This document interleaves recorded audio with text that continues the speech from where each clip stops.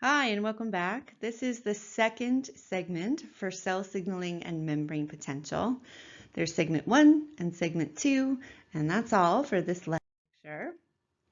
In segment 1, we covered all of those bullet points underneath cell signaling, and in segment 2, we'll cover all of these bullet points under membrane potential. So we'll be starting at slide 50 if you are following along in the lecture images that are in a PDF. We'll pick up at slide number 50 and go through to the end. So we're going to focus on membrane potential in this lecture. And I'd like to give you an overview of the membrane potential related concepts that we'll be covering. And I provide an overview because it can be easy to get lost. Like, where are we? What are we talking about? So we can always come back to this overview to find out the flow of information that's presented in this lecture. So we will talk about how cells generate and maintain. How do they make it happen and how do they keep it that way? How do cells generate and maintain a membrane potential? Then we'll talk about equilibrium potential for individual ions. And what that means is, essentially, if we open up ion channels such that a particular ion could come into equilibrium according to its electrochemical gradient, what would the membrane potential be?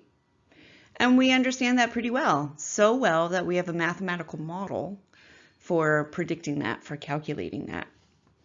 And then we'll add on another layer of complexity using a different mathematical model called the GHK equation, where we can combine the influences of concentration gradients and membrane permeability for multiple ions and how they sort of, I'll just say add up, but that's not an adequate mathematical description, but how those influences sum to determine membrane potential. And then fluctuations in membrane potential, meaning membrane potential is not stable in some cells in our body, and those fluctuations, when membrane potential changes, that's where we get electrical signals. And so neurons and muscle cells communicate using electrical signals. And some of those electrical signals are called action potentials, and so we'll start off learning the basics of how an action potential works in a neuron. All right, so I hope you remember that a membrane potential occurs when there is a charge difference across the plasma membrane. One side of the plasma membrane has a buildup, just a local buildup of positive charges, and the other side of the membrane, immediately on the other side, there's a local buildup of negative charges. And we can measure this. In the top image there is a voltmeter with tiny, tiny little electrodes. And one electrode, the red electrode, the tip of that electrode is inserted just inside the plasma membrane. And the reference electrode is outside the plasma membrane. And we use this voltmeter to measure the magnitude of the charge difference. Well, how big is the difference between the two sides? If there are just a few positive charges built up on one side and a few negative charges built up on the other side, the magnitude will be small.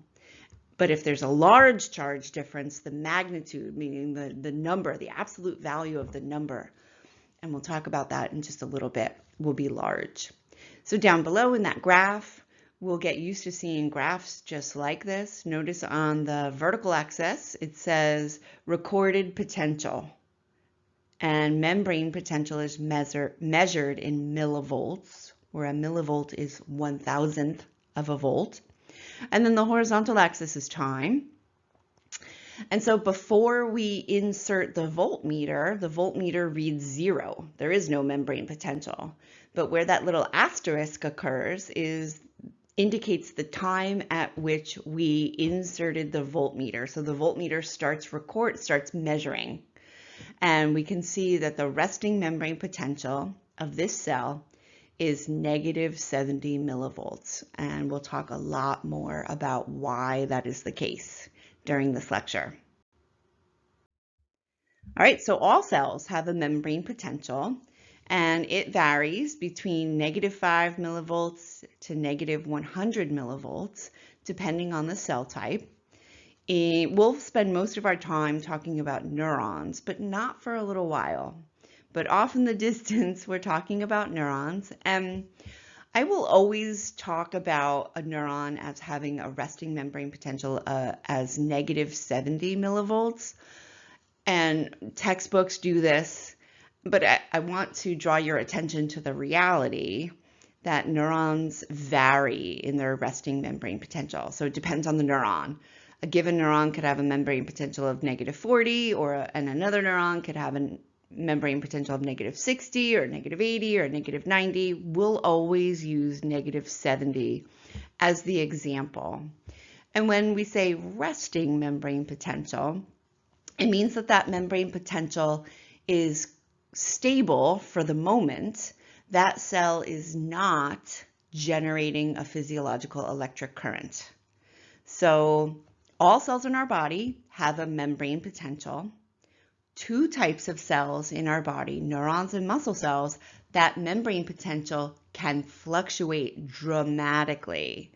So we talk about neurons and muscle cells as having a resting membrane potential when they're not generating electrical current.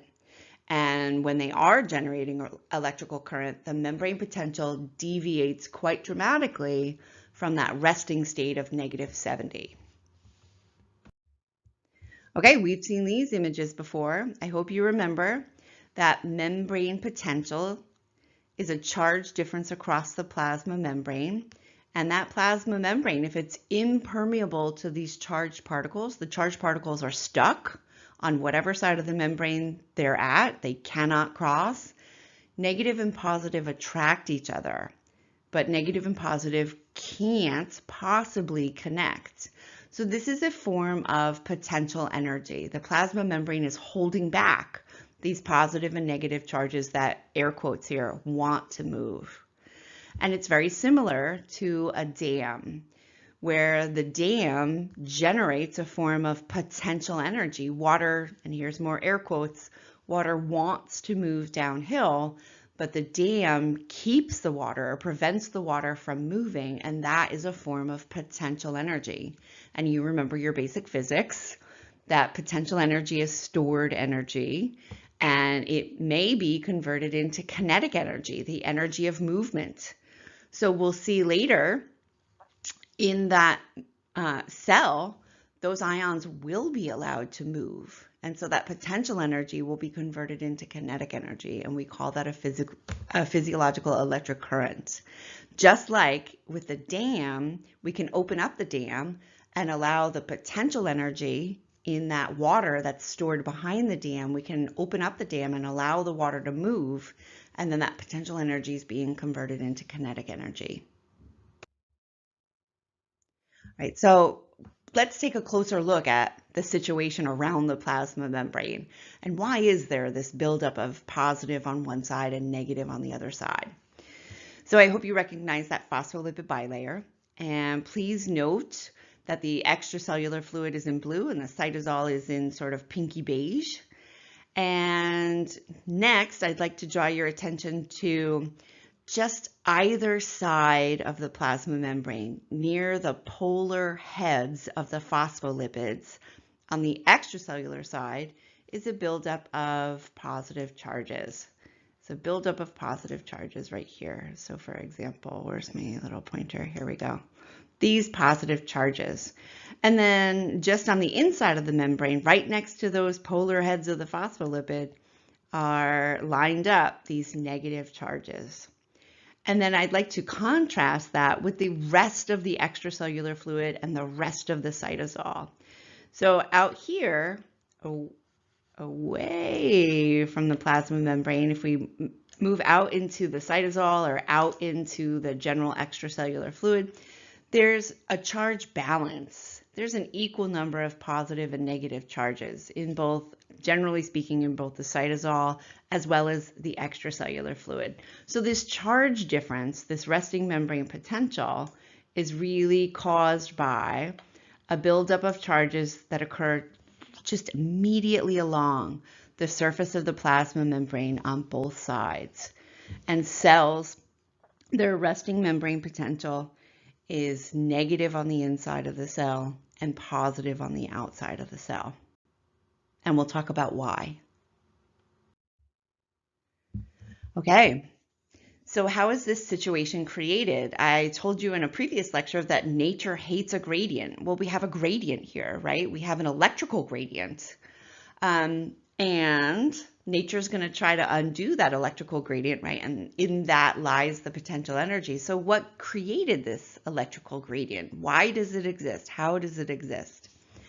And it turns out that natural selection has produced a pretty sophisticated way of generating and maintaining this electrical gradient across the plasma membrane. And these are the three main factors that contribute to producing this resting membrane potential, negative on the inside of the cell and positive on the outside of the cell. So we'll have to revisit our good friends, the sodium-potassium pumps.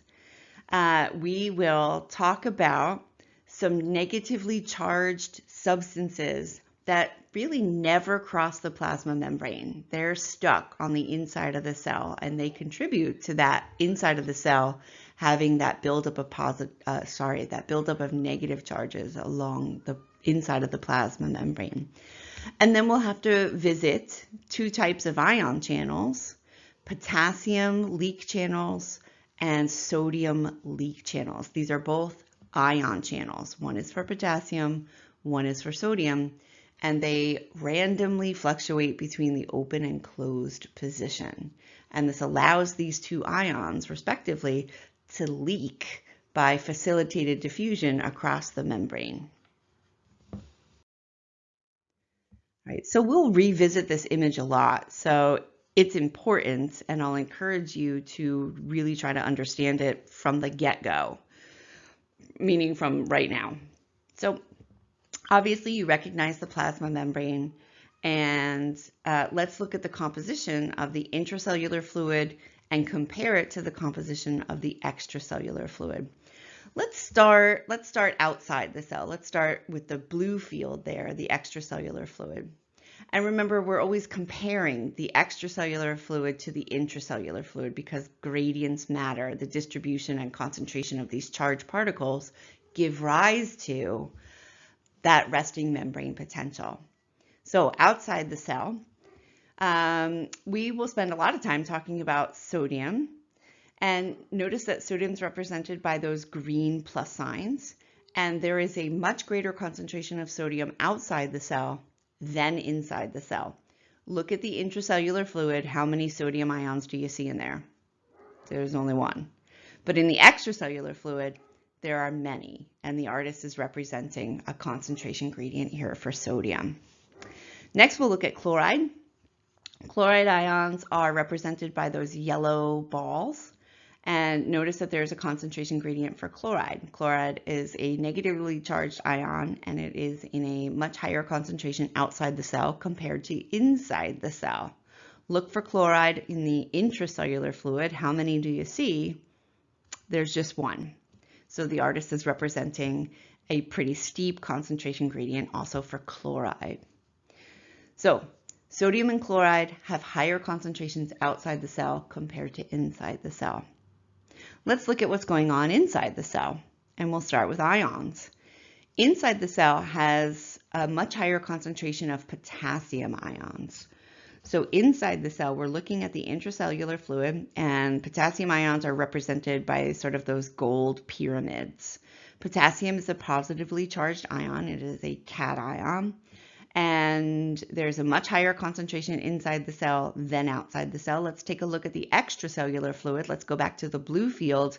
And how many potassium ions do you see out there? I see 2. But inside the cell, I see much more than 2. So the artist is representing a chemical gradient there, a concentration gradient. And then inside the cell, we have some negatively charged molecules that cannot cross the plasma membrane. So proteins, there's a far higher concentration of proteins inside the cell than outside the cell, and that's just a general rule. Any extracellular fluid has a lower concentration of proteins compared to intracellular fluid.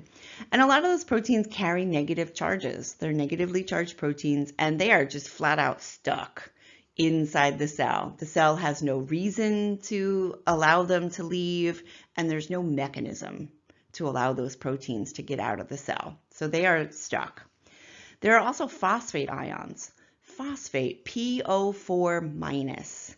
So it says phosphate ion, but it's really, in actuality, it's a molecule because it's 2 or more atoms joined together. It's a phosphate and 4 oxygens, and that collection of atoms carries a negative charge. And this is the phosphate that we're talking about when we talk about phosphate groups on ATP, or when we talk about kinases, that group of enzymes that can add a phosphate group to proteins. There are phosphates just floating around in the cytosol, and they're useful for all sorts of stuff. We need them to make new molecules of ATP. We need them to phosphorylate proteins. And just like those negatively charged proteins, there's really no reason for a cell to allow phosphate ions to leave. Those phosphate ions have no mechanism for getting out of the cell, so they're trapped inside the cell. All right, so we've gone over all of the solutes represented here, and we've talked about the concentration gradients for each. What's more concentrated outside the cell? Sodium and chloride. What's more concentrated inside the cell? Potassium, negatively charged proteins, and negatively charged phosphates. Hang on to that. So why is there a concentration gradient for sodium as well as a concentration gradient for potassium? I hope you remember the sodium-potassium pumps. All of our cells have sodium-potassium pumps, and some huge percentage of our ATP, our metabolism, is spent on running these sodium-potassium pumps. A long time ago, I read an essay by a biochemist who claimed it was something like 60% of your energy runs your sodium-potassium pump. That hypothesis has been revised, and I believe it's closer to 30%. But still, that's almost a third of your energy goes to running these sodium-potassium pumps. So all of your cells have hundreds, thousands of copies of sodium-potassium pumps in their plasma membrane, and they use ATP to move 2 different ions in opposite directions against their concentration gradients. So sodium-potassium pumps are constantly using ATP to expel sodium from the cell.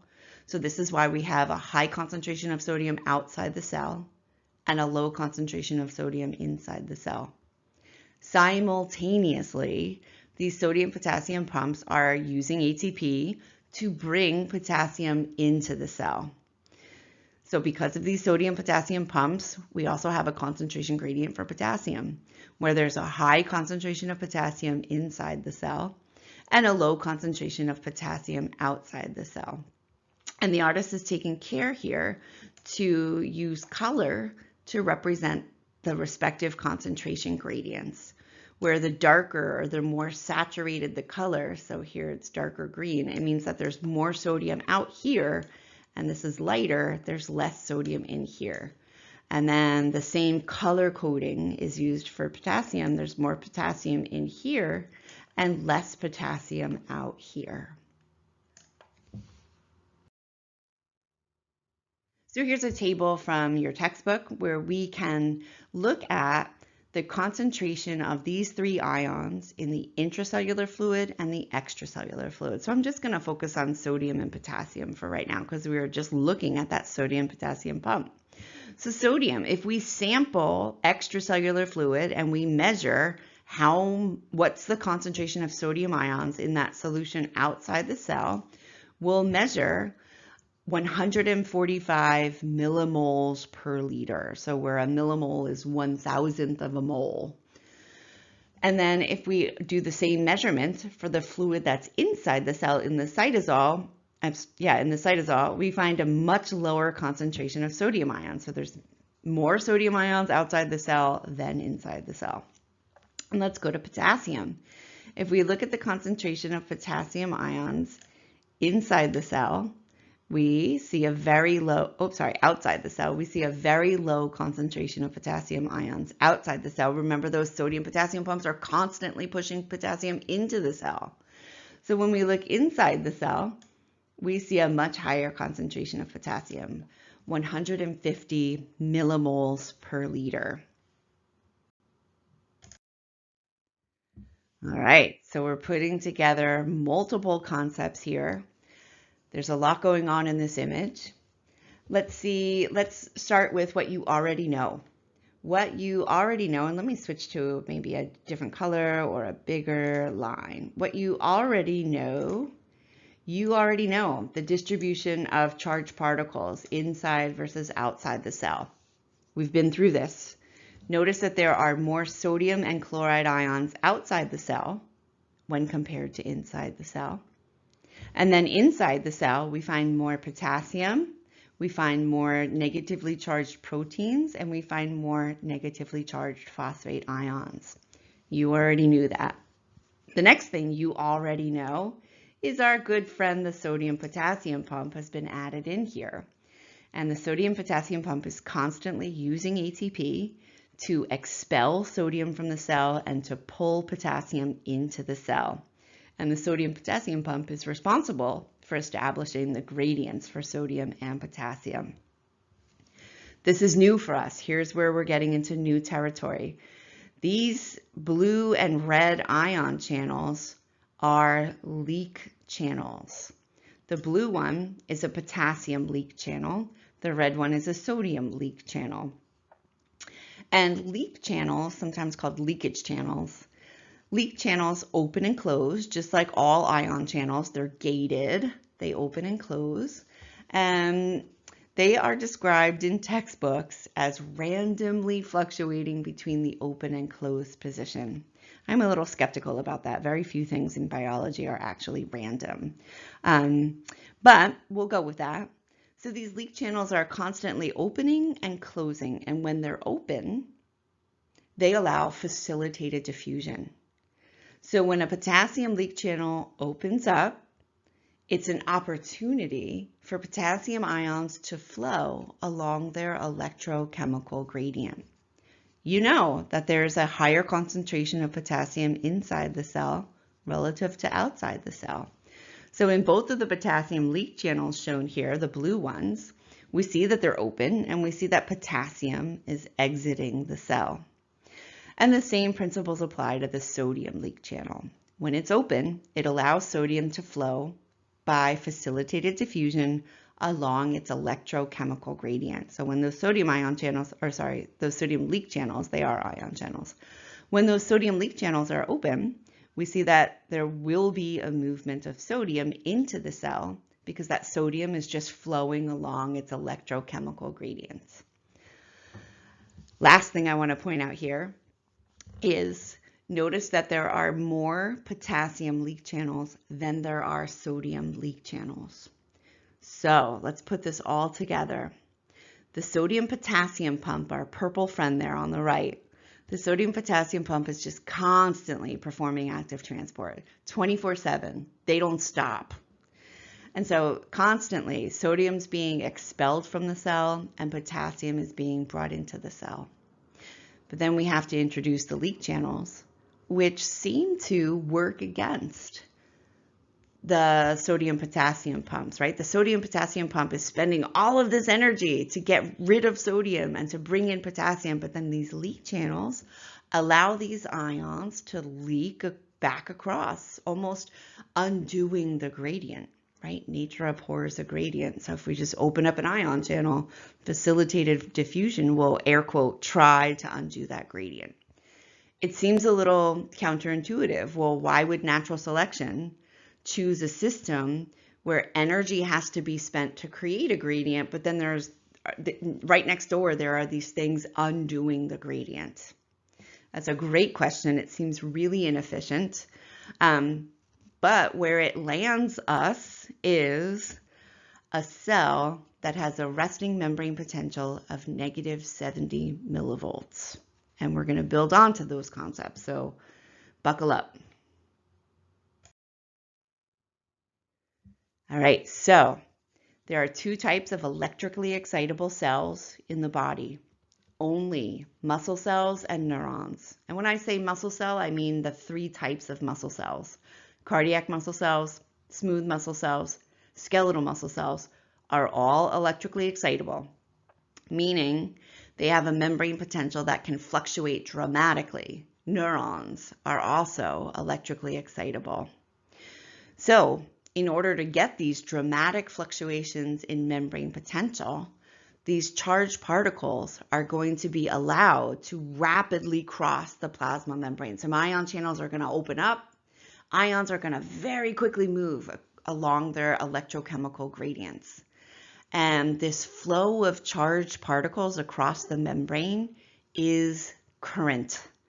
Just like maybe you learned about electricity in a physics class, where electricity is due to the flow of charged particles. Only in electricity, like we use to power your laptop, that's a flow of electrons, right? Electrons are a subatomic particle. They're much, much, much smaller than atoms, but they're charged. Electrons are charged particles, and electrons in electricity, regular old electrical outlet electricity, those electrons are flowing from an area of negative toward an area of positive. So those electrons are flowing along a gradient. Here in physiological electric currents, our charged particles are atoms, they're ions, they're charged atoms, and they're flowing, they're moving along a gradient, only they're moving across the membrane, and we call that current. Here's a thought exercise, and we're going to do exercises like this several times today and actually in the future. And the purpose is for you to start to understand how ions move by facilitated diffusion according to their electrochemical gradient. So we've been working with this picture. I'd like to draw your attention to the phospholipid bilayer and point out that, as shown, there are no transmembrane proteins. The artist did not include any ion channels. So as shown, there's no possible way for ions to move across that membrane. But in real membranes, there are ion channels, and there are a variety of ion channels, a variety in terms of the types of ions that are allowed to cross, and ion channels that vary in what causes the gate to open and close. So we're just talking about leak channels, and leak channels, and I'll just say this, I'm not comfortable saying it because it just sounds so bizarre in biology. Leak channels randomly fluctuate between the open and closed position. There has to be a causal influence. I don't know what it is, and I don't know if that's known by the body of science. But anyway, leak channels randomly open and close.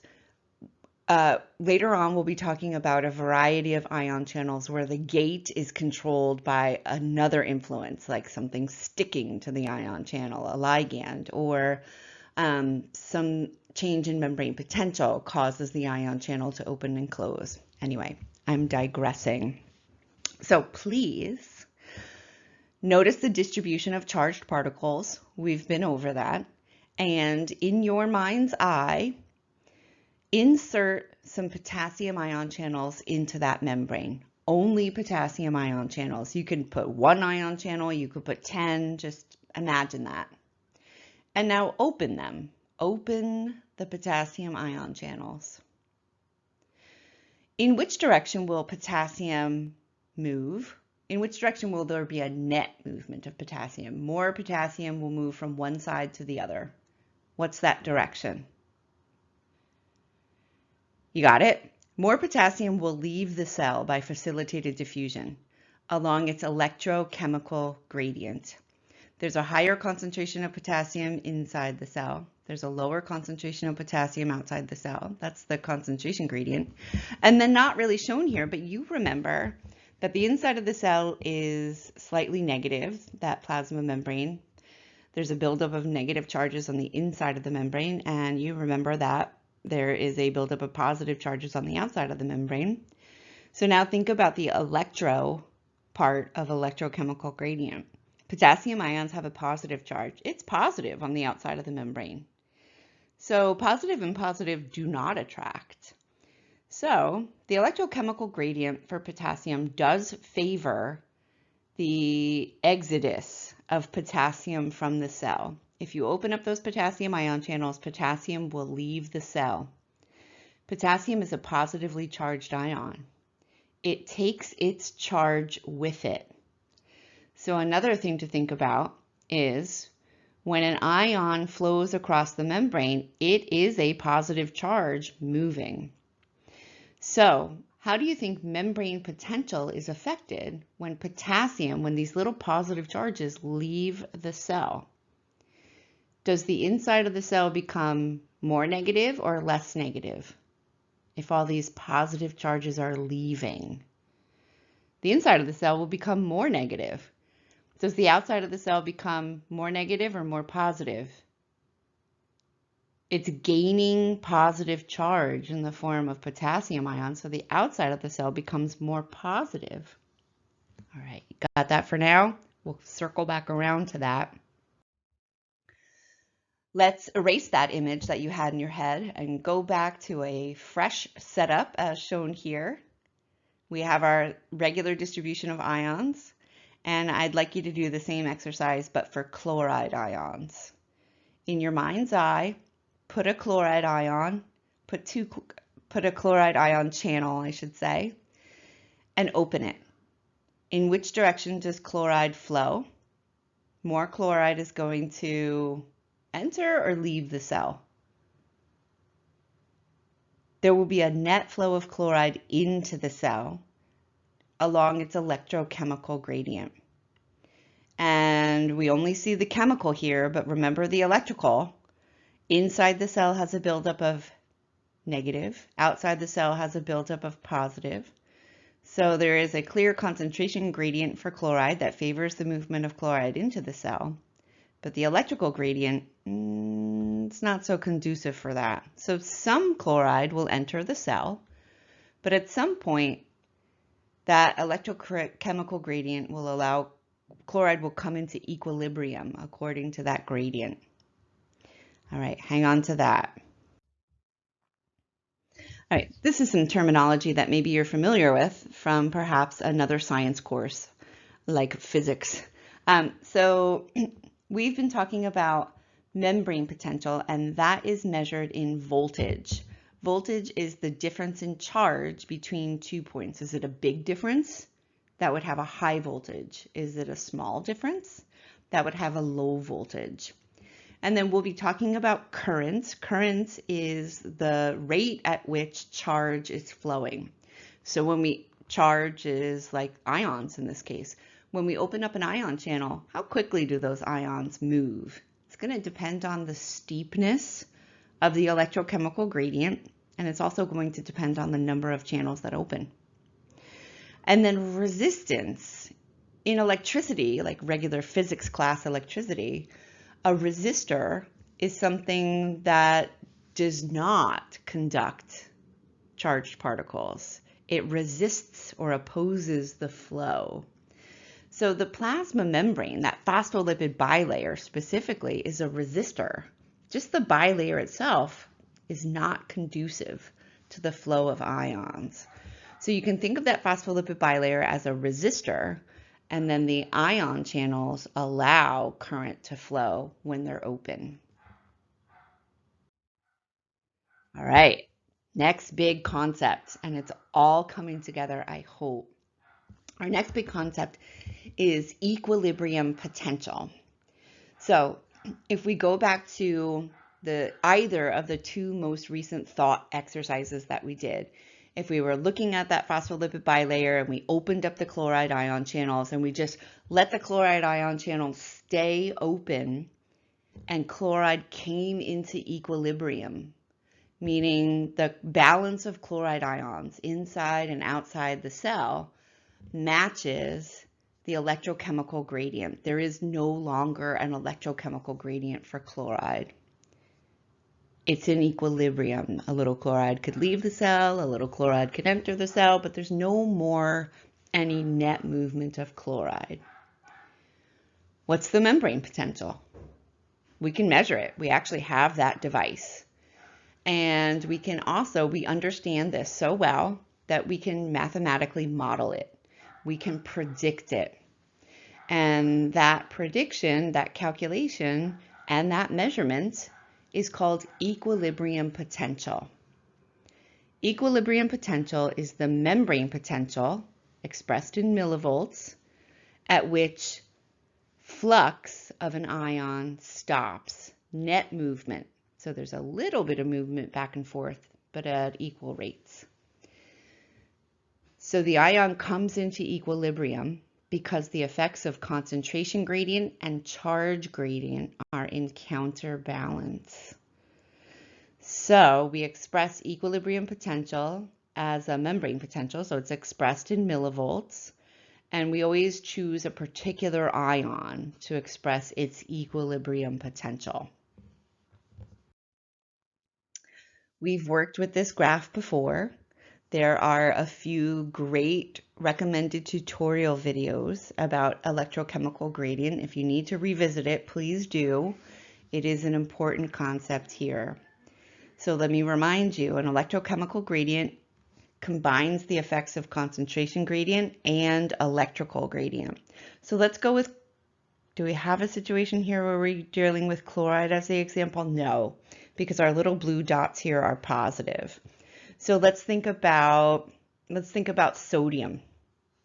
Sodium carries a positive charge, and that middle panel is actually perfect for talking about sodium's electrochemical gradient, right? So outside the cell, we have a higher concentration of sodium than inside the cell.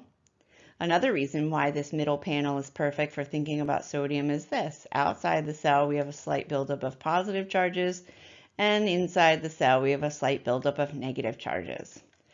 So if we open up a sodium ion channel and we make this membrane permeable to sodium, sodium's going to flow down its electrochemical gradient.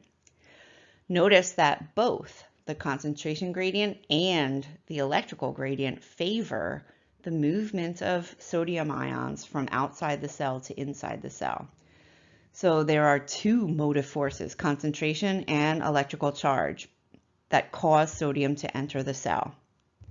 All right, that's sodium. Notice the width of this arrow, which indicates that it's a really steep electrochemical gradient, and that's going to cause sodium to move really fast. Let's compare that, and maybe I'll switch colors here. What other color can we use? We can use yellow. Let's try yellow. We can compare that to the situation. Can we do this? No, that's actually really hard to do it. Okay, I was hoping that one of these panels would be analogous to either chloride or potassium, but really the situation is different. So we'll stick with that and move on. We'll come back to this concept again. All right, so here is a theoretical experimental setup. We have these two chambers, and they're each filled with a different solution. So in compartment 1, we add a 0.15 molar sodium chloride solution. And in compartment 2, we add a 0.15 molar potassium chloride solution. And at this point, panel A, that's all we can see right now. At this point, there are potassium channels present in the barrier, right? And so this is a model for the cell membrane, the plasma membrane. Those red rectangles represent potassium ion channels, but they're closed. So in this initial setup, we have two solutions on either side of a barrier, a membrane, but the barrier is not permeable to anything right now. So let's see if we can answer these questions. In this initial setup, how do these two solutions compare with respect to osmolarity? Can you calculate the osmolarity for each of these solutions? You sure can. The osmolarity for each of these solutions is 0.3. A 0.15 molar concentration of NaCl has two particles, right? Sodium and chloride. And so we have to multiply the 0.15 times 2, and we get a solution that is 0.3 osmoles per liter. What's the osmolarity of the solution that's in compartment 2? When we add potassium chloride to water, potassium chloride is going to, each molecule of potassium chloride gives rise to two particles, a potassium ion and a chloride ion. So we multiply 0.15 times 2 to get 0.3. So how do these two solutions compare with respect to osmolarity? They're the same. Both solutions have an osmolarity of 0.3 osmoles per liter. So they're isosmotic. Okay. Moving on, number 2. How do these two solutions compare with respect to their concentration gradients for, let's start with chloride. Is there a concentration gradient for chloride across the membrane? Does one compartment have more chloride and the other compartment have less chloride? No. Compartment 1 has 0.15 moles per liter of chloride ions. Compartment 2 also has 0.15 moles per liter of chloride ions. So there's no concentration gradient for chloride ions. How about sodium? How do these two compartments differ in their concentrations of sodium? Is there a concentration gradient? Yes. Compartment 1 has 0.15 moles per liter of sodium ions. Compartment 2 has no sodium ions. So there is a concentration gradient for sodium. How about potassium? Is there a concentration gradient for potassium? Yes. Compartment 2 has 0.15 moles per liter of potassium, and compartment 1 has no potassium. Question number 3. If we open up those potassium ion channels, in which direction would more potassium flow? More potassium would move from right to left. The potassium would flow along its concentration gradient from compartment 2 to compartment 1 until equilibrium is achieved, right?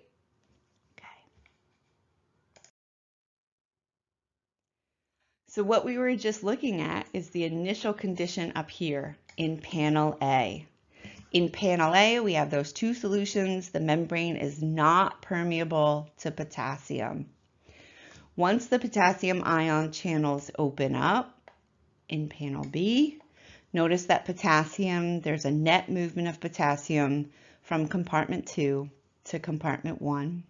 And notice that potassium is the only solute that can move. It's the only substance that can move. The membrane is impermeable to sodium. Not indicated here, but it's also impermeable to chloride. It's impermeable to water. So there's this flow of potassium, flow of potassium, flow of potassium, flow of potassium until here in panel E, potassium has reached equilibrium. And notice here, we can tell that potassium is in equilibrium by looking at the arrows through these potassium ion channels. The arrows are of equal length in opposite directions.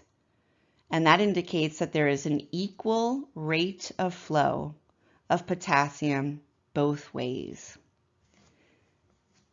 So here in panel E, what's the membrane potential? What was the membrane potential up here in panel A? Is there a membrane potential? So the membrane potential, as we could calculate it or measure it in panel E, that will be the equilibrium potential for potassium. potassium has come into equilibrium, and we can use math. We can also use a voltmeter and get the same answer to figure out what the membrane potential is now that potassium has come into equilibrium.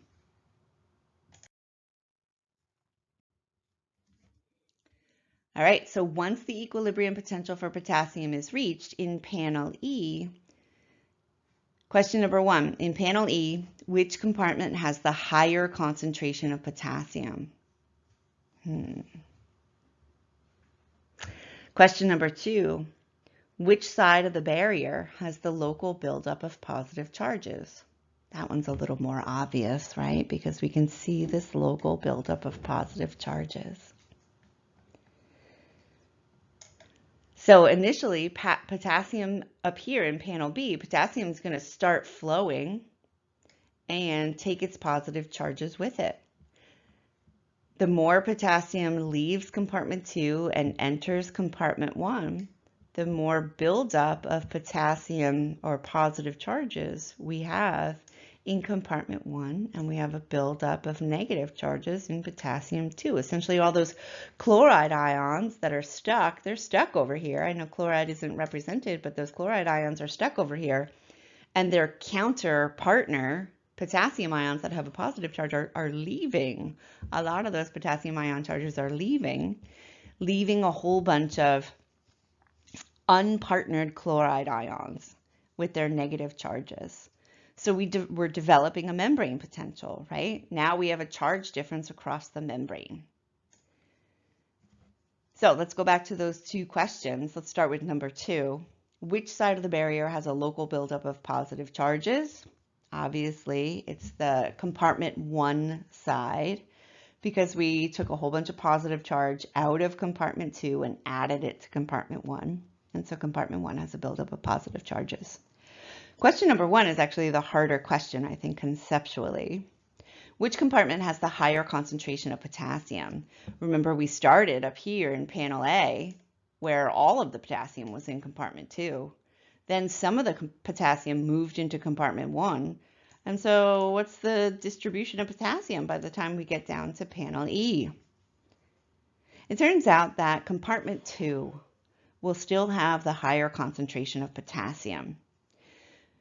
Remember, there is an electrochemical gradient here. So we can think about just the chemical gradient for a moment and stop thinking about charge and imagine this was just a chemical gradient. If we were only thinking about the chemical gradient and facilitated diffusion, then down here in panel E, we'd have an equal concentration of potassium on either side of the membrane. And there would be no concentration gradient for potassium, but that's not the case, because we also have to take into account the effects of charge. And so as potassium starts to move across the membrane and bring its positive charge with it, it creates this local buildup of positive charge, and that's going to resist or impede, slow the further movement of potassium.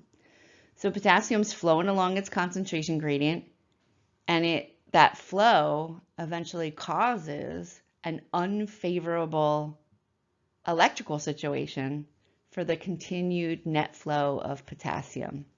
So the answer to question number 1, which compartment has the higher concentration of potassium in panel E? It's compartment number 2. Some potassium leaves, but we don't reach equilibrium with respect to concentration gradient alone. Instead, what we reach is equilibrium with respect to electrochemical gradient.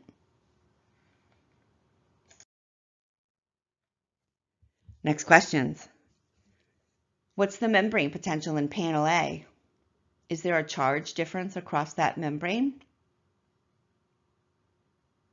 Well, you can look at the picture and be like, well, Laura, there's no positive and no negative. The artist didn't put that in, so there is no membrane potential. But also, I'd like you to understand why. If you think about what starts off in compartment 1, is a solution of sodium chloride. That's an electrically neutral solution. For every sodium ion, there is a chloride ion. For every positively charged sodium particle, there is a negatively charged chloride particle, and they balance each other out. And the same thing is true in compartment 2. For every positively charged potassium particle, potassium ion, there's a negatively charged chloride particle, chloride ion. So in panel A, both solutions are electrically neutral. For every positive, there is a negative, so there's no net charge. There is no membrane potential in panel A. If we stuck a voltmeter in there, we put one electrode into compartment 1 just along the membrane, and we put the other electrode, the reference electrode, in compartment 2 just along the membrane, the voltmeter would read 0. All right, what's the situation for panel E? It's pretty different. Is there a membrane potential? And you look at the picture and you could say, well, yes, Laura, I see little plus signs on one side of the membrane and little minus signs on the other side of the membrane. What is that membrane potential? If we stuck a voltmeter in there, would the voltmeter read 0? No, the voltmeter would read something other than 0. There is a charge difference across the membrane. Well, what would it read? How big is that charge difference? Guess what? We can calculate it. And it is the equilibrium potential for potassium. Enter the Nernst equation. So the Nernst equation is a mathematical model that describes the equilibrium potential that's required to balance out the electrochemical gradient for that ion. So given initial solute concentrations, like we were just given in that last exercise, we can calculate what the membrane potential will be if one of those solutes came into equilibrium. We've been dealing with potassium. We could do it with sodium, we could do it with chloride, we could do it with any ion if we're given the initial solute concentration. Here's some scary math. It's not really that scary at all. All right, so if we know the initial solute concentrations, we can use this equation to calculate what the membrane potential will be if we allow one of those solutes to come into equilibrium. Here are the terms in the equation. So E sub ion, that's just the equilibrium potential for whatever ion. This is what we're solving for. So we're going to work through E sub K plus, right? We're going to calculate the equilibrium potential for potassium.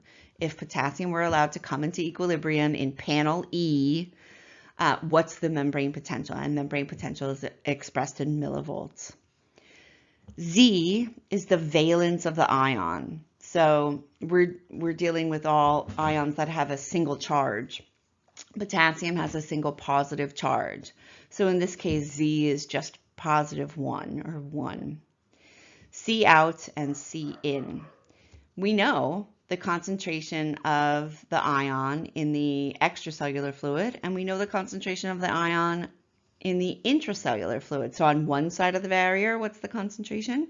And on the other side of the barrier, what's the concentration? And then 61, that's a constant that we'll use. It just makes the equation a lot simpler for us because this is a physiology class and not a physics class or a chemistry class. So 61 is a constant that's combined using the universal gas law. Our body temperature is 37 degrees and the Faraday electrical constant. So we'll always use this constant of 61 because we're at 37 degrees Celsius. So given these solute concentrations across the plasma membrane, let's use the Nernst equation to calculate the equilibrium potential for sodium. You have all the information you need. You know the concentration of sodium outside the cell is 145. The concentration of sodium inside the cell is 15. The valence of a sodium ion is 1, so this is just positive 1 here. And it's a matter of plug and chug, right? You substitute for the variables and you do the calculation. It is important to figure out how order of operations, as always, is important. And I've done this on several different phones and calculators, and it is important to understand how to use the log function in your calculator. So when you set up the equation properly and you perform the correct order of operations, you should come up with positive 60.1 millivolts. And we can walk through that calculation. Let me switch over to a better color. So let's set up the equation here. So we are solving for the equilibrium potential of sodium, E sub Na plus, and it's going to equal 61 over 1, so that's just 61, times the log of, and we put these big brackets here, right? The concentration of sodium outside the cell, what's that? It's 145. Sorry, my handwriting is so terrible. If this is a whiteboard, I have great whiteboard handwriting. I'm sorry you're missing out on that. The concentration of sodium inside the cell is 15. And now we've set up our equation. Let's do it. Order of operations, where do we start? I have my calculator out. And I'm going to do the division first. 145 divided by 15. What is it? It's 9.6 repeating, 9.66. Then we take the log of 9.66. So find out how to do that on your calculator. I'm working on an Android phone and I just have just the standard calculator in my phone. So I have to actually clear, maybe you know a better way to do it, but I hit log 9.66666, repeating, equals, the log of 9.66 equals 0.985. So we've just solved, let me switch colors. We have just solved this part of the equation, and this part of the equation equals 0.985. And so what's left, we need to multiply 0.985 times 61. And what do we get? Oh my goodness, we get 60.1. So you will be asked to do this on an exam, so it is important that you know how to use this equation, and order of operations is key. All right, can you use the Nernst equation to calculate the equilibrium potential for potassium? So you're basically going to repeat the same procedure that we just went through, only you're going to use the extracellular concentration of potassium and the intracellular concentration of potassium. Potassium also has the same valence as sodium, it's 1. You're going to plug and chug, and what do you come up with? I'll encourage you to pause the video now and you do the math. Go back to the previous slide so that you can see the equation, do the math, get an answer. If you get the wrong answer, that's actually good news. It means you have something else to learn.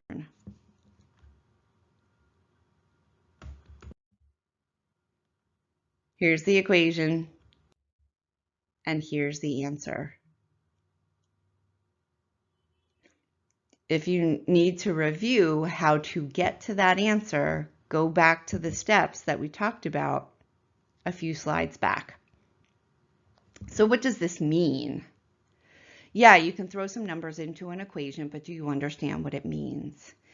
What it means, what the equilibrium potential for potassium means, is given these initial concentrations for potassium, and just potassium, it actually doesn't matter for the Nernst equation, we don't care what sodium or chloride are doing. Given this initial concentration gradient for potassium, if potassium was allowed to come into equilibrium along its electrochemical gradient, what would the membrane potential be? It would be negative 90.1 millivolts. And a standard here is just to the sign here, whether it's negative or positive. The sign on a membrane potential always indicates what's happening inside the cell. It was an arbitrary decision. It could have gone either way. We could have assigned the sign to represent the inside of the cell or the outside of the cell. The convention is the sign of the membrane potential tells us what's happening on the inside of the cell.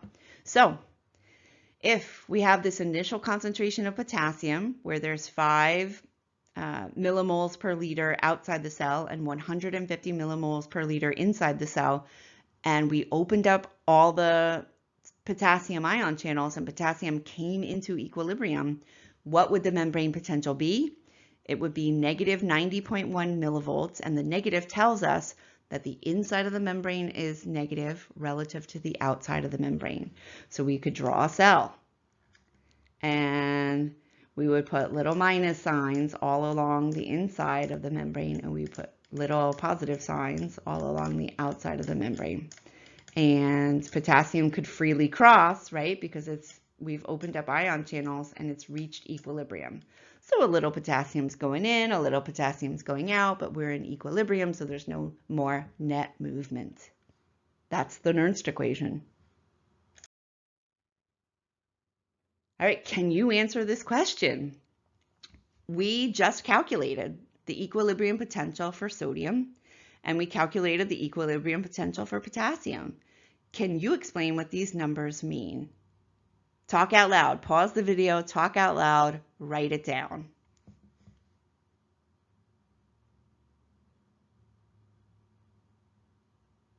Okay, here's where I tell you what those numbers mean. These numbers mean that given the initial concentrations for sodium, if sodium were to come into equilibrium according to its electrochemical gradient, the membrane potential would be positive 60.1. We calculated it. We can use a voltmeter to double check. And it turns out that the mathematical model, our prediction, matches what we observe in nature. So it tells us that the model's pretty good. The voltmeter would read 60.1, positive 60.1, and the positive tells us that it's positive on the inside of the cell. So when sodium comes into equilibrium, it turns out the inside of the cell is positive relative to the outside of the cell. And the magnitude of the difference is 60.1. And then if we allowed potassium to come and reach its equilibrium potential, the magnitude of the difference is 90, so there's a bigger difference, and the inside of the cell is negative relative to the outside of the cell.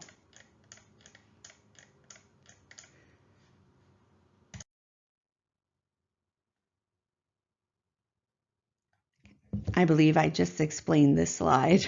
Under these initial concentration gradients, if we opened sodium ion channels and sodium came into equilibrium, here are the important initial concentrations for right now. In the Nernst equation, these other conditions don't matter. That's not the case for the GHK equation. The GHK equation is more sophisticated. It's a better approximation of reality. The Nernst equation was a stepping stone to understanding membrane potential. So if we allowed sodium to come into equilibrium, the membrane potential for these given initial conditions would be positive 60.1 millivolts. So this is an image from a great tutorial video from Khan Academy, and I believe it's posted to our course website, where I love that it shows these 2 compartments, just like we were working with compartment 1 and compartment 2 before. That's a model to sort of replicate a cell. It's a cell. It has 2 fluid compartments, intracellular and extracellular,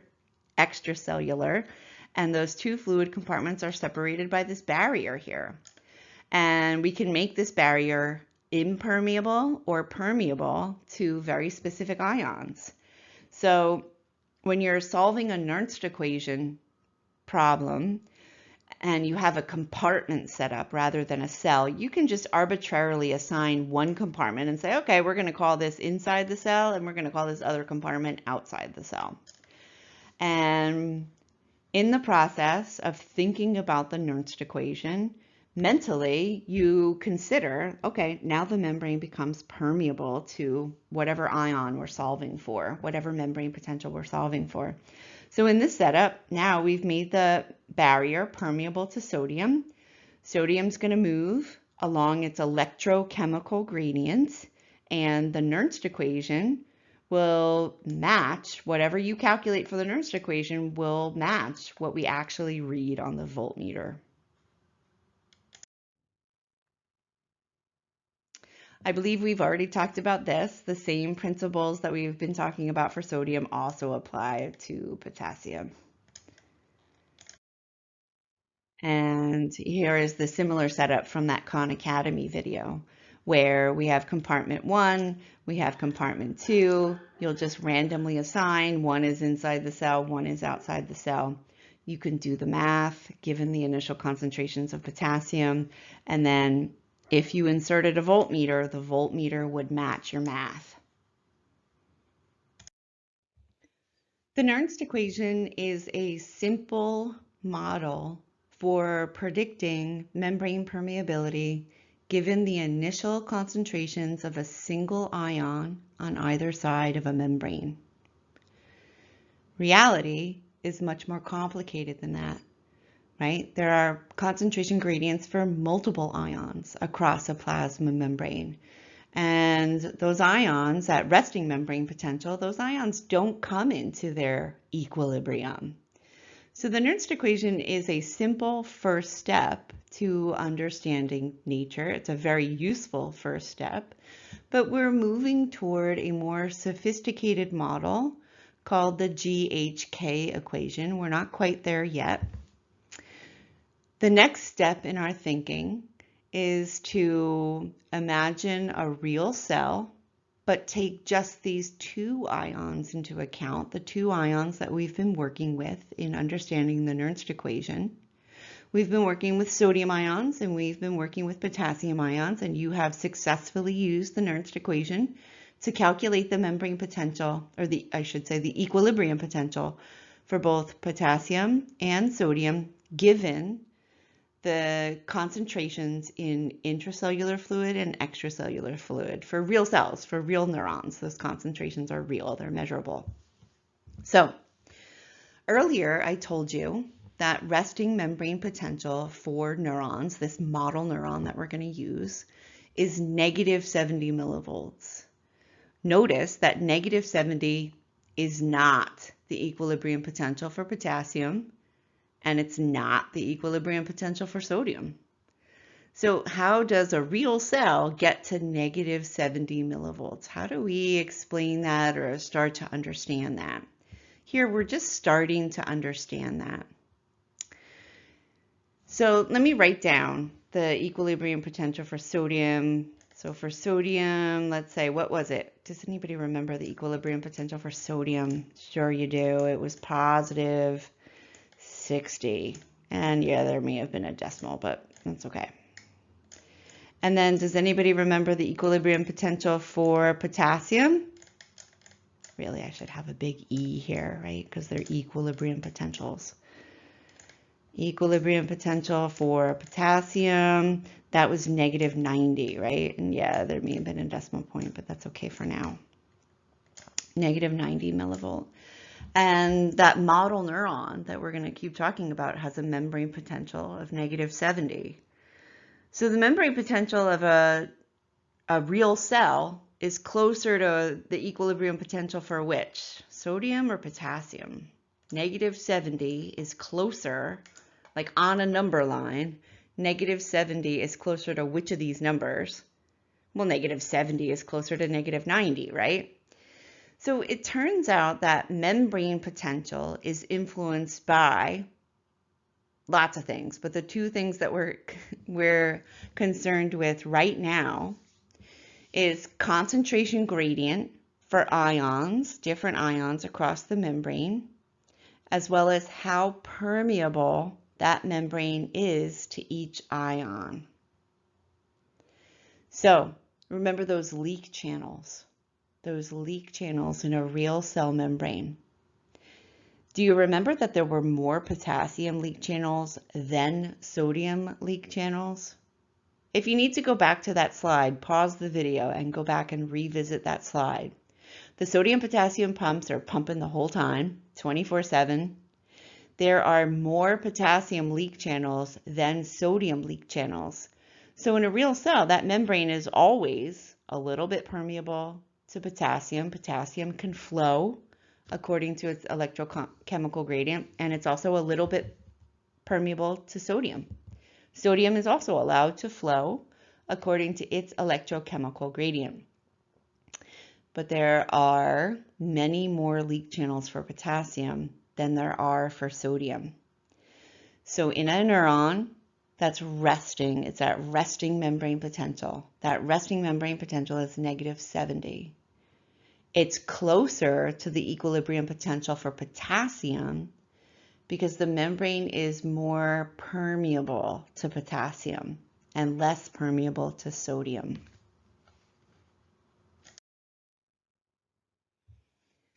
This image will be useful to further our understanding of that. So here we see a real cell. It's not two chambers separated by a membrane. It's a cell where we have two fluids separated by a membrane, only on the membrane is the plasma membrane, and the fluids are extracellular fluid and intracellular fluid. And the membrane is permeable because of the leak channels. The membrane is permeable to sodium as well as potassium. And the electrochemical gradient for the movement of sodium is steeper than the electrochemical gradient for the movement of potassium. So the concentration gradient for sodium drives the movement of sodium into the cell. The electrical gradient for sodium drives sodium into the cell. It's negative on the inside of the cell, and sodium is a positive particle. Only half of that is true for potassium. The concentration gradient for potassium drives potassium to leave the cell, but the electrical gradient for potassium is not so favorable. Remember, it's positive on the outside of the cell. And so the membrane is more permeable to potassium because of the leak channels, less permeable to sodium. Here's the equilibrium potential for potassium. So if potassium were allowed to come into equilibrium, the membrane potential would read -90 millivolts. Here's the membrane potential, the equilibrium potential, I should say, for sodium. If the membrane were permitted, if sodium were permitted to come into equilibrium according to its electrochemical gradient, the voltmeter would read +60. But here's our reality. Let me switch colors for reality. Reality is sky blue. Here's our reality. The charge difference across this membrane is -70 millivolts. And this is in part due to the initial concentrations of sodium and potassium across that membrane, along with the fact that the membrane is more permeable to potassium. So the actual resting membrane potential is closer to the equilibrium potential for potassium and not for sodium. So this brings us to our next level of sophistication. And this happened scientifically. It was a progression as we're trying to understand, well, what's going on with these cells? And why is there a charge difference across the membrane? And why does current develop? The early physiologists were trying to understand this, and mathematical modeling is a common technique for understanding the natural world. If you can build a math equation that predicts what actually happens in nature, it suggests that you understand what actually happens in nature. And so the Nernst equation is great. It's a great mathematical model. It accurately predicts what we observe using a tool, using a voltmeter. The GHK equation is the next level of sophistication because real membranes, the membrane potential does not just involve a single ion, it involves multiple charged particles. And so we can add together, we combine the influence of the concentration gradients for several different ions, sodium, potassium, and chloride. They each have their own concentration gradient across that membrane, and the membrane exhibits different permeability for each of those ions when the membrane is at rest. So because there's more potassium leak channels than sodium leak channels, the membrane's at rest is more permeable to potassium than to sodium. So, and we'll add chloride in there as well. So the Nernst equation, the Goldman-Hodgkin-Katz equation, the GHK equation, combines the influences of concentration gradient and permeability for multiple ions. And so this is what we're going to be given. We're going to be given the concentrations inside and outside the cell for these ions. We're also going to be told, well, what's the relative permeability of that membrane to each of these ions? And then we'll be able to use an equation to calculate, well, what's the membrane potential? And the GHK equation is a great equation. And by that, I mean it accurately predicts what the observed membrane potential will be given these initial parameters, concentrations and permeabilities. I know it looks like really scary math, but it's not. It's not. It's actually very simple math, and it builds on, you'll recognize some things from the Nernst equation. So it's sort of an extension of the Nernst equation. We get more sophisticated with the GHK equation, and we better approximate reality, what's actually happening in cells. So we're going to work through some GHK equation problems. Let's start by examining the terms in this equation.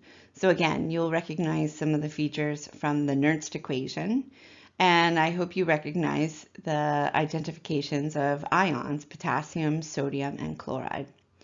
So let's look at the terms that make up the numerator inside the brackets. So we have P sub K. P sub K means the relative membrane permeability for potassium, and you'll be given this value. It means relative to the other ions, how permeable is the given membrane to potassium ions? How easily does potassium flow across?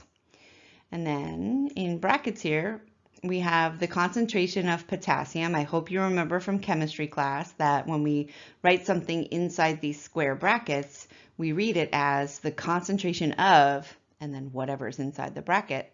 And here it's potassium ions. And so this sub-zero, it's not a sub-zero, it's actually an O there, where this is the concentration of potassium ions outside the cell. And we're given all of these values.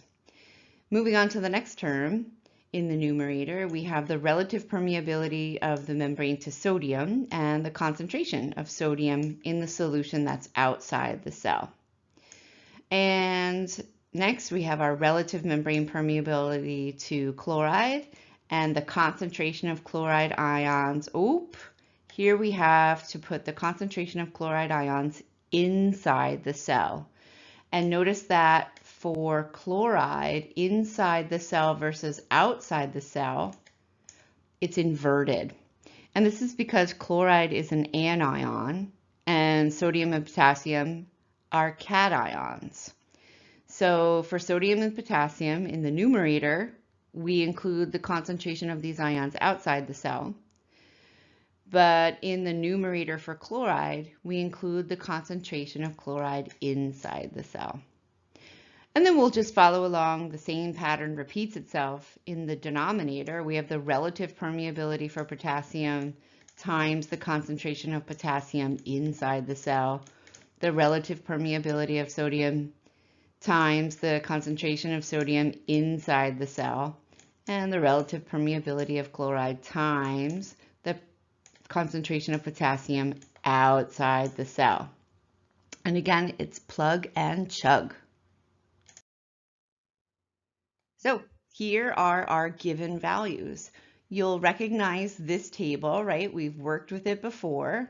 Only in the Nernst equation, we were only handling one ion at a time. But in this case, we'll be using values for all three ions, both inside and outside the cell, concentrations. And then this is the more new concept that we're introducing. This is relative membrane permeability.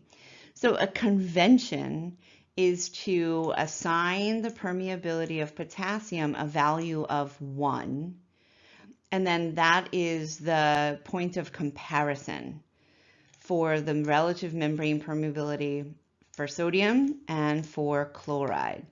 So if the value of membrane permeability is 1, we can compare the permeability for sodium to potassium, and it's much, much less than, right? 0.04 is much less than 1. And then we can compare chloride permeability to potassium. It's 0.45. So chloride is a little less than half. The membrane is a little less than half as permeable to chloride as it is to potassium. So let's use the GHK equation. Let's follow the instructions up here to calculate membrane potential in millivolts. So you will be plugging each of these terms into the equation. Once again, order of operations is important, so you'll solve this fraction first. You'll do the addition in the numerator. You'll do the addition in the denominator. You'll divide the numerator by the denominator. You'll take the log of that number, and then you'll multiply that by 61. Pause the video, plug and chug. Let's see what you get. Here's the plug, right? We can see the values that have been entered here. Notice that for membrane permeability, it's always the same number in the numerator and the denominator. This is the relative membrane permeability for potassium, for sodium, and for chloride. This is the concentration of, potassium outside the cell versus inside, sodium outside the cell versus inside the cell, chloride inside the cell versus outside the cell. We solve the numerator, we solve the denominator, we find the log of that, and we multiply that by 61, and you'll get negative 70 millivolts. Does that value sound familiar? Yes, that's the resting membrane potential of a neuron given those starting conditions.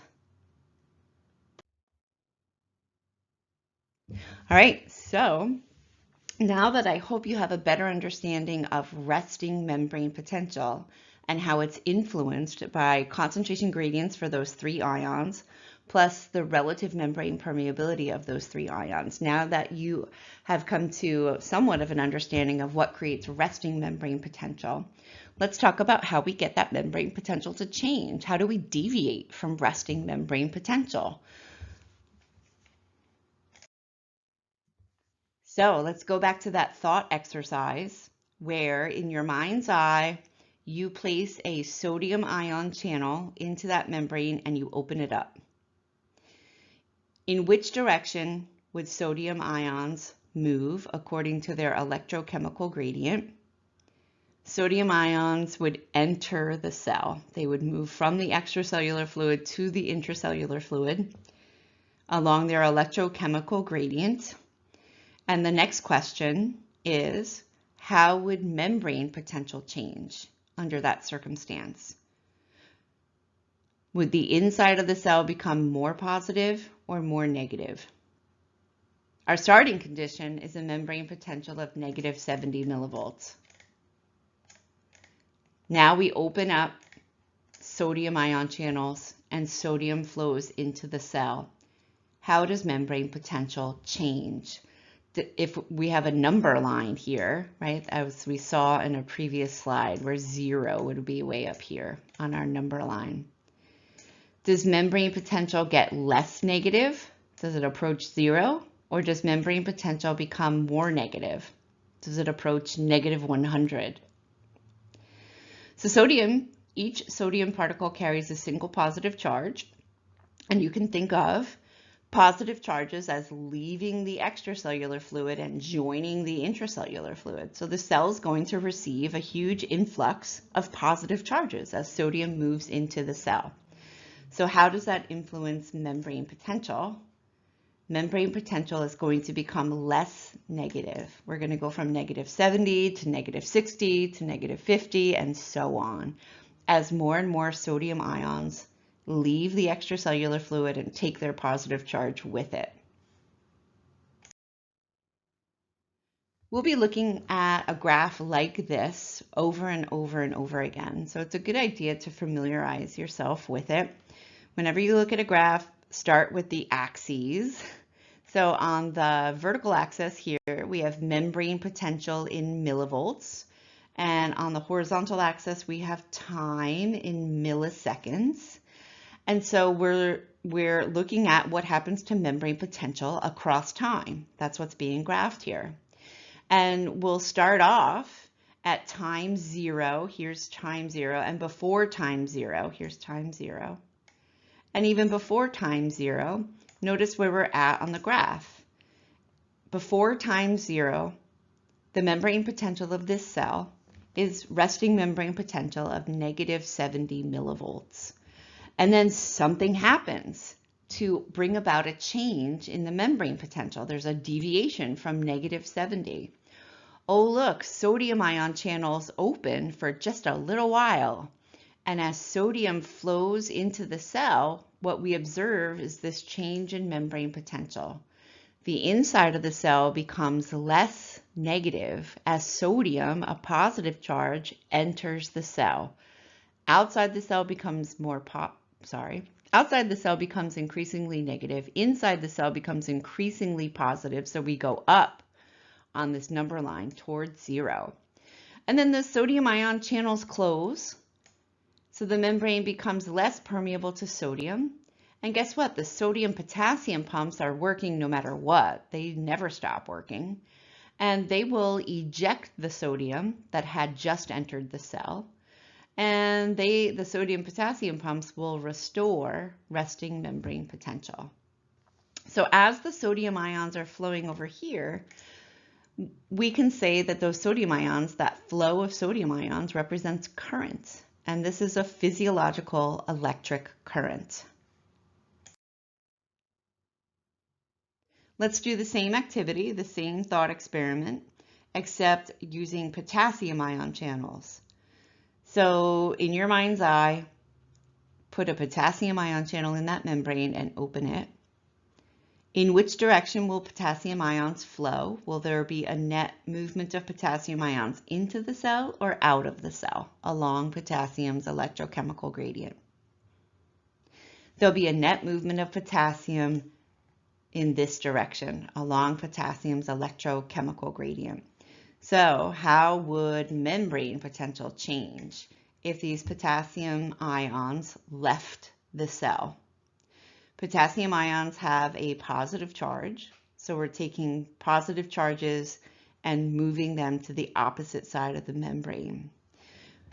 Remember, we started off with the membrane having a negative buildup, and now we're going to take these positive charges and they're going to leave the cell. What happens to membrane potential now? Here we're back to that same style of graph where we have membrane potential across time. Notice that we start off at resting membrane potential and then we open up some potassium ion channels for a very brief period of time, and potassium flows out of the cell. What happens to membrane potential? The inside of the cell becomes increasingly negative. As those positive charges leave the cell, the inside of the membrane becomes more negative relative to the outside of the cell. So what is this? Maybe -75 millivolts. And then the potassium ion channels close and the sodium potassium pumps restore resting membrane potential by pulling those potassium ions back into the cell. And now we're back at resting membrane potential. So this brings us to our final topic for today, and that's action potentials. We'll talk about action potentials a lot, not just in this chapter, but when we get to the nervous system, and they come up again when we talk about skeletal muscle as well as cardiac muscle. So an action potential is defined as a rapid change in membrane potential that's caused by the flow of ions across the plasma membrane. And action potentials only occur in these electrically excitable cells, neurons and muscle cells. And there are different types of electric currents in cells. We're starting with an action potential and we'll build upon that later. So it is important to know that action potentials are all one size and they're all or nothing. There's no such thing as a big action potential. There's no such thing as a little action potential. They have a very characteristic graph and they happen or they don't. And once an action potential is initiated, once it starts, it actually travels, it spreads across the plasma membrane to move from one part of the cell all the way to the rest of the cell. And this is setting us up to understand what happens in the nervous system, the heart, which is part of the cardiovascular system, as well as the muscular system. So we actually have 3 different graphs here representing 3 different types of electrically excitable cells. We'll spend most of our time learning about action potentials in neurons or nerve cells, but we will discuss muscle cells and skeletal muscle cells, and we'll discuss cardiac muscle cells. All of these are electrically excitable. We'll spend most of our time talking about this pattern, but skeletal muscle cells and cardiac muscle cells also have action potentials. Their graphs look a little bit different. So once we understand a neuron, then we're in a position to understand action potentials in any other cell because the same principles apply. So notice that this graph is millivolts over time, milliseconds in each case. And it's quite a dramatic change, right? So we've been talking about resting membrane potential at -70 in this neuron. Look at how dramatic the change in membrane potential is. Membrane potential starts off at -70 millivolts, and then ions flow to super dramatically change membrane potential. The polarity of that membrane potential gets reversed. Inside the cell starts off negative, but then it becomes less negative, less negative, less negative as we go up here, less negative, and it eventually becomes positive. Inside the cell is temporarily positive. And in this graph, we achieve a peak membrane potential here of +50. And then something reverses. Ions flow in different directions, or different ions flow in the same direction. We'll see, but ions are flowing in order to change the membrane potential. And during this part of the action potential, the membrane becomes less and less positive and increasingly negative. And look at this, down here, we achieve a maximum of, let's see, that's about -80 millivolts. And then not shown here, but this line would continue until resting membrane potential at -70 millivolts is restored. So we'll dissect this graph in a neater fashion where we can see more detail. But for right now, I'd like you to recognize that electrically excitable cells can undergo very dramatic changes over short periods of time in membrane potential. Here we're back to our little voltmeter, and I'll remind you that we can measure resting membrane potential as an action potential is occurring. So we can use an instrument to actually record these changes. All right, so here we're looking at an action potential in a neuron, and we can focus just on what's happening in this neuron. And you'll recognize the axes, right? We have membrane potential in millivolts over time in milliseconds. Notice that before time 0, the cell is at resting membrane potential of -70 millivolts. And if an action potential doesn't happen, then the membrane potential will just stay at -70. The cell is at resting membrane potential. There are no changes in membrane potential. But then something causes the cell to form an action potential. Something causes this deviation from resting membrane potential. And then we have this uptick, and then we have this downtick, and then we have this restored or resting membrane potential. So let's just go through these phases of an action potential and talk about the ion channels that open and close that allow for the rapid movement of ions and the rapid changes, the dramatic changes in membrane potential. So the phases of an action potential are called depolarization, repolarization, and hyperpolarization. These are the three phases, and they occur in that order. Truth be told, not every neuron hyperpolarizes, but this is the model neuron that we're using to understand this basic information. In reality, there's much greater diversity among neurons. So the phases of an action potential are labeled here. A is resting membrane potential. That's not part of the action potential. The membrane is just at resting membrane potential. But then during an action potential, the first phase, letter B, is the depolarization phase, followed by C, the repolarization phase, and then D is the hyperpolarization phase. In some textbooks, it's called the after hyperpolarization phase. I'm not sure why. And then we go back to A, resting membrane potential, and the action potential is over at that point. So an action potential will begin whenever something causes the membrane potential to deviate from -70 to -55. We will talk about what that something is in the future. I don't want you to get hung up on it now. If you've studied this before, what that black arrow is pointing to is known as a depolarizing graded potential. Just tuck that away. We'll learn about it later. For right now, it's important for you to know that some stimulus causes the membrane potential to hit -55. That is a key number. It is known as the threshold, because at the threshold, at that membrane potential, a whole bunch of sodium ion channels open at the same time. And they are called voltage-gated sodium ion channels, where a change in membrane potential, a change in the voltage across the membrane, is what causes that ion channel to change shape. These specific sodium ion channels change shape. They undergo a conformational change when the membrane hits -55. They go from their closed position to their open position. So as soon as we hit -55 membrane potential, thousands and thousands of sodium ion channels fly open, and the membrane suddenly becomes super duper permeable to sodium. And sodium's going to flow along its electrochemical gradient, and that brings about the depolarization phase, the change in membrane potential, during period B, as it's labeled here. So sodium is going to rush into the cell along its electrochemical gradient, and sodium has a positive charge.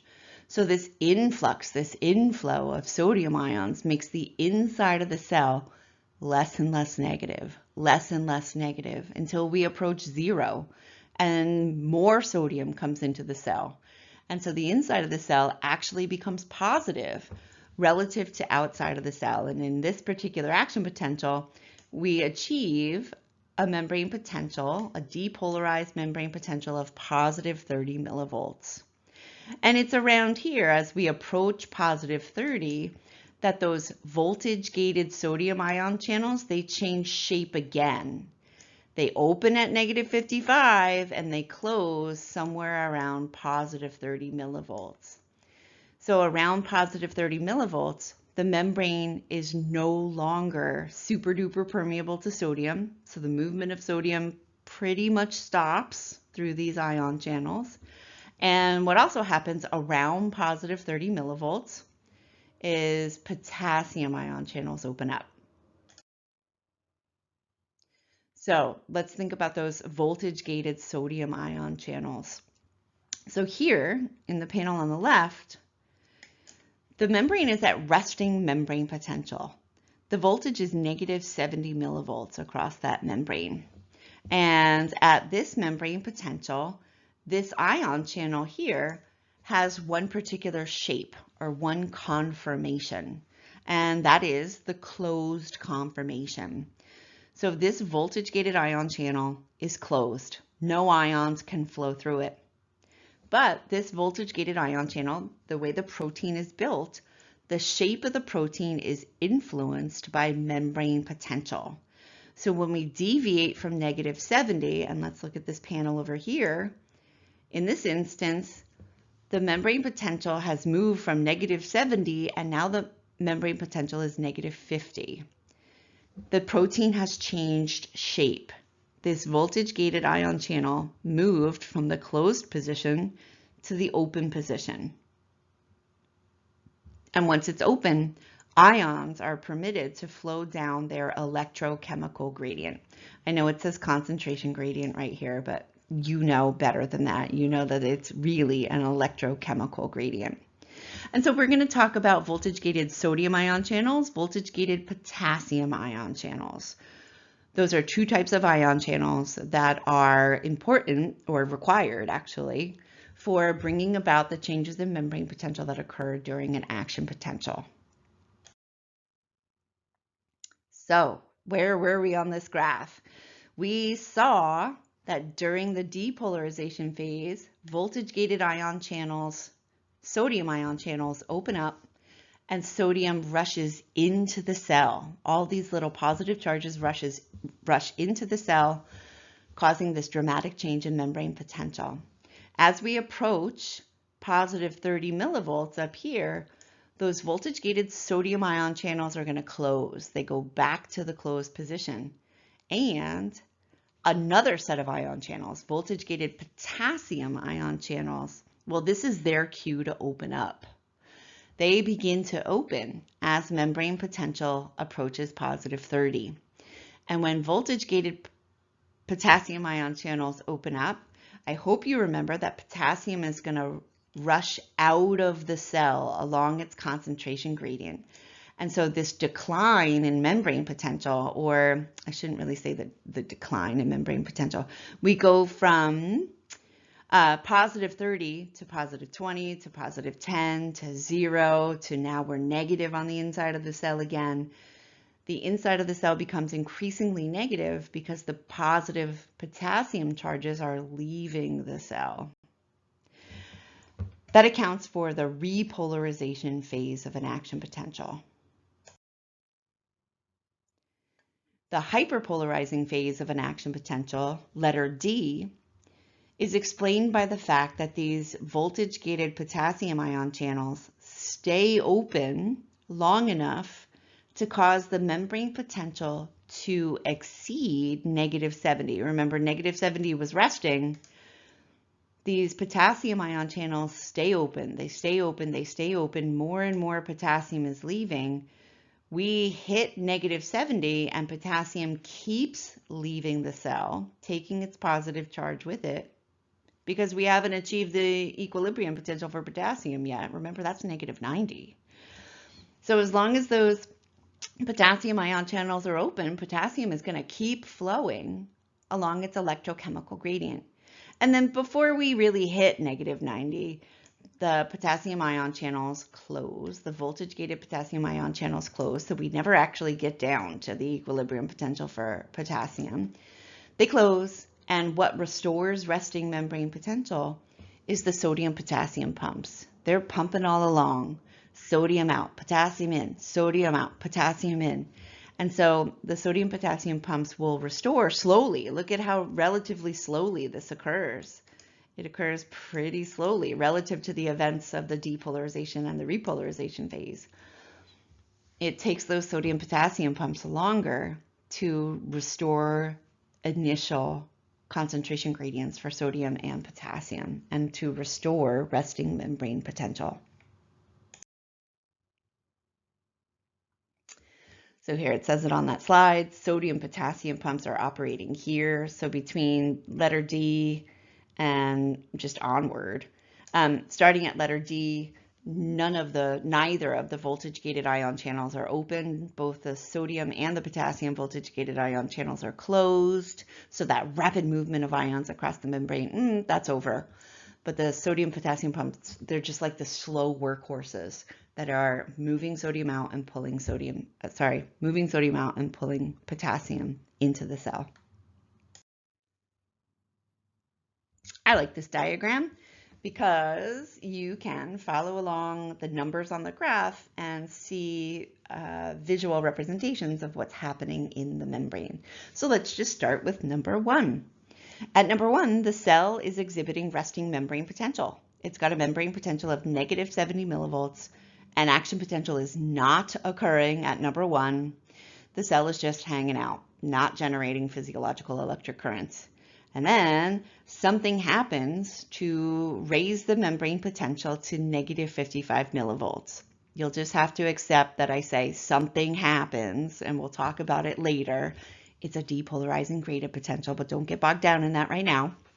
Once a membrane potential of negative 55 is achieved, look at what happens. Number 2. Now we're looking at number 2. This is the depolarization phase of an action potential. So as soon as we hit negative 55, these voltage-gated sodium ion channels open up, and now sodium, but not potassium, sodium is allowed to move along its electrochemical gradient. And remember, that's a super steep electrochemical gradient.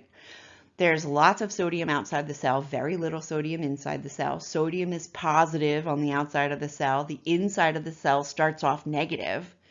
So those two motive forces cause sodium to just rush into the cell, changing membrane potential. During the depolarization phase, the inside of the cell becomes less negative, and eventually it becomes increasingly positive. So now we'll move over to point 3. At point 3, notice the sodium ion channels have closed and the potassium ion channels have opened up. And these potassium ion channels allow potassium to leave the cell, which is in agreement with potassium's electrochemical gradient. And potassium has a positive charge. So as the cell loses positive charges, as positive charges flow from the inside of the cell to the outside of the cell, the inside of the cell becomes less and less positive and eventually becomes increasingly negative. And these potassium ion channels stay open long enough to achieve this hyperpolarization phase, which isn't really represented here in a picture. But then those potassium ion channels close. Look, they close again. And at number 4, notice that the sodium ion channels are also closed. So the membrane is not super duper permeable to either of these ions. And we have our good friend, the sodium-potassium ATPase, or the sodium-potassium pump, is pumping out the pumping out the sodium and pulling in the potassium to number 4, restore resting membrane potential. Here's another layer of sophistication, and we will look at this image again. I just want to introduce it to you now. We're not quite ready for all of the information that is presented here, but I do want to introduce you to a little bit of the anatomy of a neuron. So up top, that's a classic multipolar neuron. Neurons come in different shapes, and we're just going to deal with this one shape to make it easier for us to learn the basics. And when an action potential begins, an action potential is going to be initiated right here at this point in the cell, and then it will travel, it will propagate down this axon and ultimately to all the tips of all these branches. And then not shown here, there's another cell here that is able to receive stimulation from the neuron. And this action potential is shown, this is the same graph that we've been looking at, membrane potential over time. We have our resting membrane potential. Some stimulus causes membrane potential to reach the threshold. Voltage-gated sodium ion channels are open and the membrane depolarizes. Voltage-gated potassium ion channels open up and the membrane repolarizes. Potassium ion channels close and the sodium-potassium pumps restore resting membrane potential. Later on, when we get to the nervous system, we'll talk about these refractory periods. Not yet. So action potentials propagate, which just means they travel. An action potential, again, will start here at the junction between the cell body and the axon of a neuron. And once they start, they're a self-perpetuating system. They travel sort of like the domino effect. You know, have you watched those YouTube videos where people set up these elaborate domino displays, which might take hours or days or maybe even months to set up hundreds or thousands of dominoes in these elaborate patterns? And then all you have to do is tip over the first domino, and over the next few seconds or minutes, I guess, depending on how large and elaborate the domino display is, all of the dominoes will topple over. So all you have to do is start it, and then it self-perpetuates until the last domino has fallen. That's an analogy for how action potentials are self-perpetuating, how they propagate along the length of an axon all the way to the very tips, the ends of the axon, called axon terminals. So action potentials, these physiological electric currents, are one version of cell-to-cell communication. So here we see two cells, two neurons that are connected to each other in sequence, where an action potential in one neuron can be transmitted to the next neuron at a connection between the two cells known as a synapse. So an action potential in this neuron is transmitted to and causes the second neuron to give rise to another action potential, and so on. And so the way action potentials are transmitted to one cell, from one cell to the next, depends on the type of connection between those two cells. And where two cells connect at a point of communication is known as a synapse. And here we're looking at what's known as a chemical synapse. I'll show you an electrical synapse in a little bit. This is a chemical synapse. So we are looking at the end of the first neuron and the beginning of the second neuron. And where these two cells meet is called a synapse. And so we can have some new vocabulary. We can add new vocabulary because, right, you don't have enough vocabulary yet. We can call the first neuron that's in this sequence, we can call that the presynaptic cell because it comes before the synapse. And then, of course, that makes this the postsynaptic cell. You can also think about the presynaptic cell as the talking cell and the postsynaptic cell as the listening cell. It's going to receive the message. And so how exactly is this message communicated from the presynaptic cell to the postsynaptic cell? Well, in a chemical synapse, it's transmitted via chemicals. That's why it's called a chemical synapse, where the arrival of an action potential at an axon terminal, the very tippy tips of this presynaptic cell, is going to cause a neurotransmitter, a type of signaling molecule, to be secreted into the space, into the space between the two cells. So we'll take a look at this in detail in just a little bit, but using this sort of cruder picture, we can see that the neurotransmitter molecules are represented by little red dots, and they're signaling molecules. And guess what? Those signaling molecules are going to bind to receptors and cause a change in the postsynaptic cell. And that change is going to lead to an action potential in the postsynaptic cell.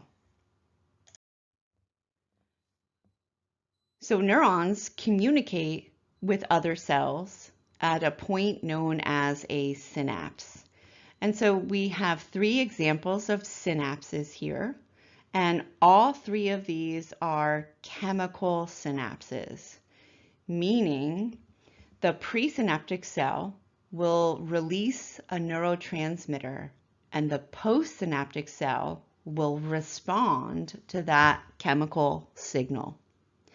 Here, this is this top panel here where we see synapses with another neuron.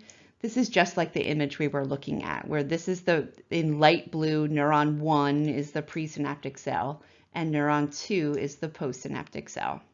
And neurotransmitter is released here, at each of these synaptic terminals.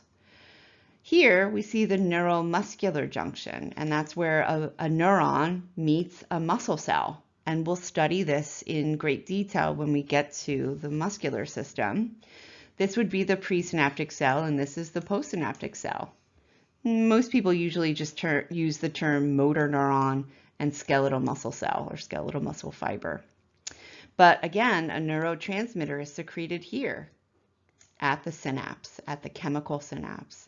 And then down here we have a neuroglandular synapse, where again we have a presynaptic cell and postsynaptic cells.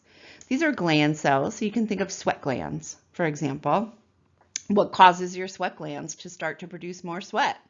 Signals that arrive from motor neurons. And so this presynaptic cell will again release neurotransmitter here that will affect the gland cells, and the gland cells will respond by secreting more, in this case, in this example, secreting more sweat. So all of these are examples of chemical synapses. Down the road, we'll look at an example of electrical synapses. So for right now, we're talking about chemical synapses. And here is an image that we can use to better understand what happens at a chemical synapse. So we are super zoomed in at the point of connection between the presynaptic cell and the postsynaptic cell. The two cells don't actually touch. There are no cell junctions between their plasma membranes, but rather there's this tiny little space between them known as the synaptic cleft.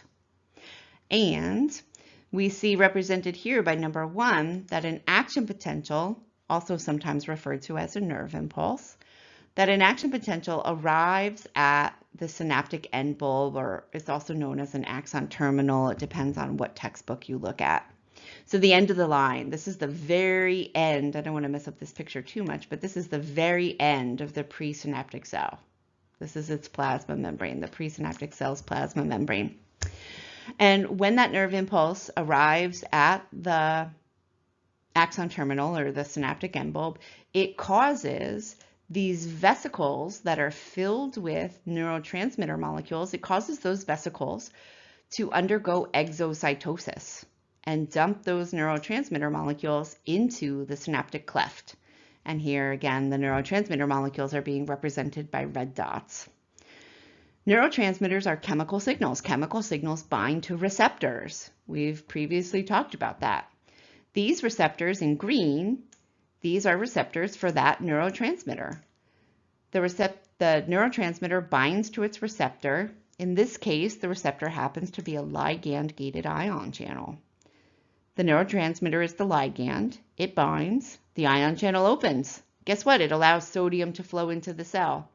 So what happens to the membrane potential of the postsynaptic cell? The postsynaptic cell depolarizes, and that's going to trigger an action potential in the postsynaptic cell. So we'll talk about this more when we get to the nervous system. I just wanted to introduce some of the concepts to you for now, so you have more to build upon, more of a foundation to build upon. Okay. So the presynaptic neuron releases neurotransmitter into the synaptic cleft, and that neurotransmitter causes a change in membrane potential in the postsynaptic cell. That change in membrane potential in the postsynaptic cell may trigger an action potential. And may, you're like, may, how come it just doesn't? It's more sophisticated than that, and we'll get there. So, this brings us to the end of the second segment for cell signaling and membrane potential. And in this second segment, we covered all of these topics here. There are some useful tutorial videos posted on Canvas. And if you ever find a really great video that super duper helped you understand, please share it with me. And I'd love to have a look at it and share it with the class. Thanks for watching.